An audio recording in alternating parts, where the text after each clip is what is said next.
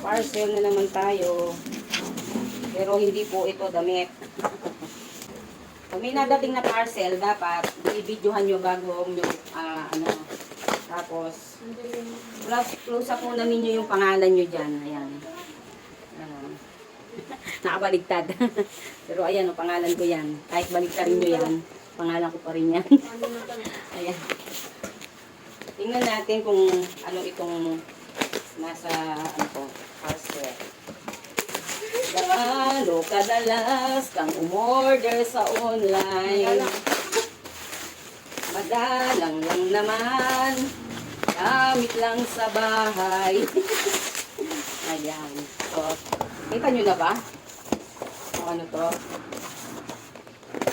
Ayan. Gamit ito, organizer. Ito ay apat pala. Ito ay brochure organizer. Ayan. Para hindi po yung mga bra natin ibaluktot na baluktot sa ating lalagyan. Ayan. O, meron na tayong brochure organizer. At meron na naman ulit. Sabi nga sa Kapampangan, pamataong api. Ayan. Pangbingas ng apoy sa Tagalog. Yan. Kapampangan. Anangab. Alisin lang natin yung plastic. Yan. Huwag tayong magsiga ng plastic. Sira-sira na po yung ating ang tawag dito. Ang ating atmosphere. Hindi talaga, ako yung mga basura ko talaga. Manipit ako sa basura. Basura. So, ayan, nakita nyo yung mga bra. Napakadami. Ayan, nakabayuot lang dun sa, sa lalagyan, Sayang naman kung babaluktutin lang natin. Kasi, ang mga bra, pag binabaluktot natin, na po yung mga pads na lulukot. So, ayan. Pero ako din, na-dryer ko yan, kaya lang pag ganyan. Kung magda-dryer kayo ng bra, nakaganyan siya, yan, ganyan lang. Tapos, ilalagay nyo sa pinakataas ng damit. Yan. Ganyan. So, tingnan nyo, kahit yung na-dryer ko, hindi siya nabideform. Ang ganda, no?